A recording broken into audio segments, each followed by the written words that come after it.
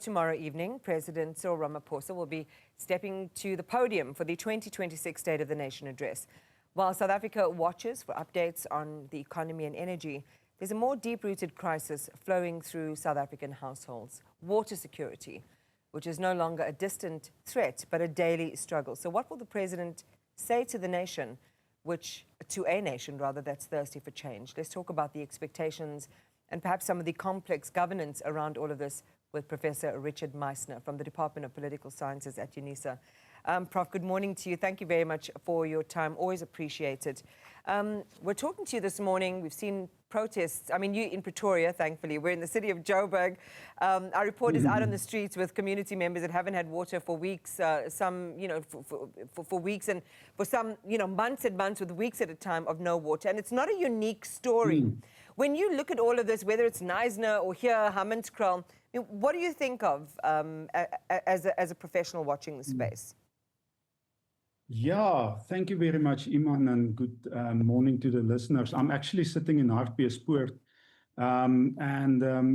We here in this town, from time to time we have water outages, but I mean, it's not as acute or serious as you experience in Joburg and also parts of our other parts of the country like Hermanus, where there is currently, the weather there down there is not conducive to enough water in the system.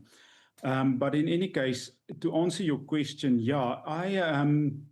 it is in my opinion no coincidence that there is such a water situation in Johannesburg. I can see from the insert now there were people protesting in the streets of Melville. Late last year, it was Coronation Park.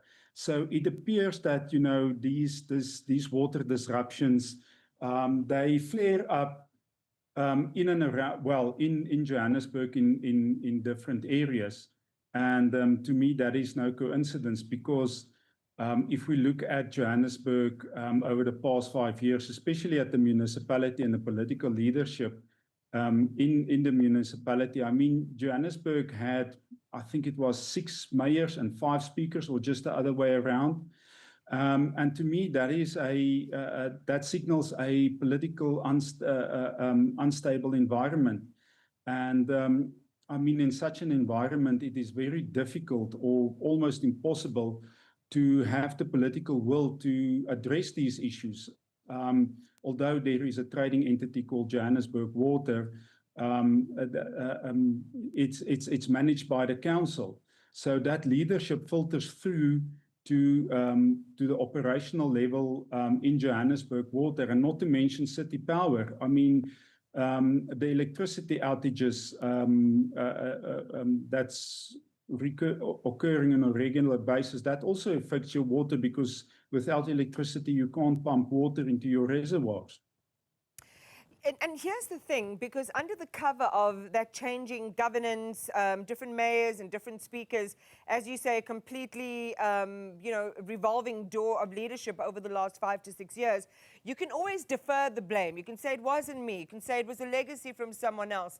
When does this all stop, and how do residents, activate their power to be able to hold someone's feet to the fire and ensure change? And in fact, does any of this reach where it needs to reach, aka, the president's office? Yes. Okay. Let me quickly talk about the legacy. I mean, I think the time is long gone where you can blame apartheid. I mean, it's now what, 32 years after apartheid, even longer, 35, 36 years that apartheid ended. Yes, that legacy is still there, but I think what we as society ignore is the state capture that we experienced for almost 10 years.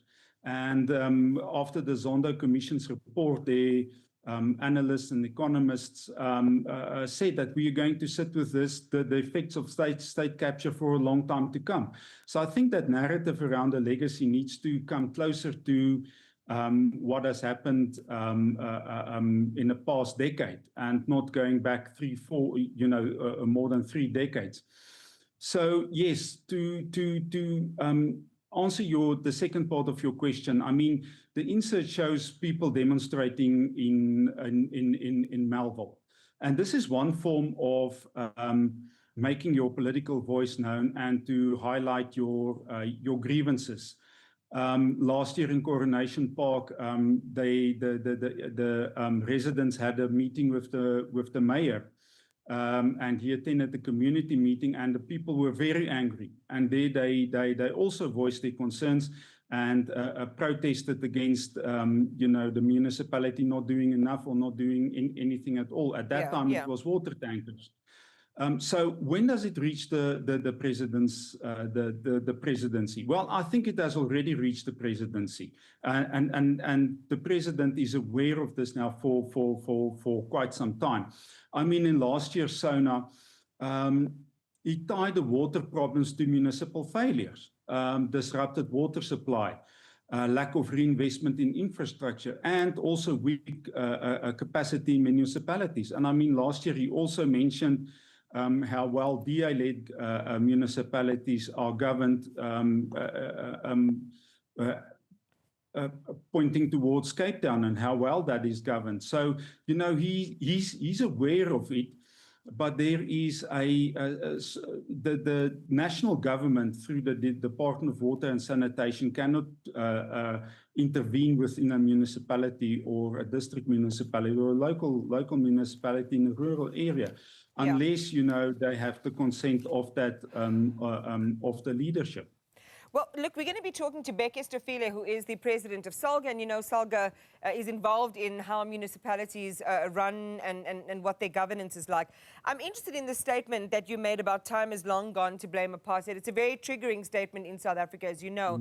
And I just want to home in on what it is you are exactly referring to. My sense is you're talking about the service delivery issues that can no longer be pinned on apartheid. But I would love for you to explain. I mean, if you're explaining to someone your perspective on why you think things have gone so badly wrong, how would you do that in a minute? Well, I would explain what governance is and how it is tied to politics. I mean, politics is shortly defined is the way in which a country is governed. And we saw that during apartheid, they governed the South Africa in a certain way through discriminatory laws and segregatory laws. But that has stopped, and well, the legacy is still there. I'm not saying that the legacy is gone, but I think the new reality is, if you look at state capture, how was the country governed? It was governed by patronage and a few individuals or a handful of individuals benefiting themselves instead of instead of society. So that legacy we need to take into consideration, which is tied to the political reality. That is in a nutshell how I would explain it. Yeah, I mean, look, when you talk about it's Coronationville, by the way, here in Johannesburg, a series of historic fails, promises that were not met. Where is the agency then, do you think, that lies with people to be able to force the government's hand to either implement policy or to take a different perspective on how to change their lived experiences? If, as you've already shared, the national government can't necessarily intervene and it's really up to municipalities, everyone keeps shifting this blame to somebody else. Yeah, I think that blame shifting, it's unproductive. And I think where the agency lies with communities, is to make their voices heard. That is at this moment, it is the most prevalent way in which they voice their concerns. We must also remember that later this year, sometime in November or so, we will have municipal elections. And there, you can have a direct impact through your vote on who will govern your city and who will govern your ward. And I think it is, in the past, I'm not saying that the voters made poor decisions, but, people were elected that, showed a record of, not governing efficiently, who exhibited poor governance.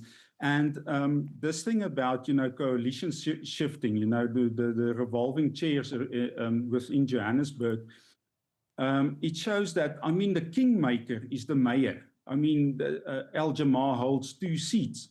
Now, how can you expect from somebody with only 2 seats, I mean, an absolute minority, to be the leader of the municipality? So I think later this year, that is where your voice can be heard directly through your vote.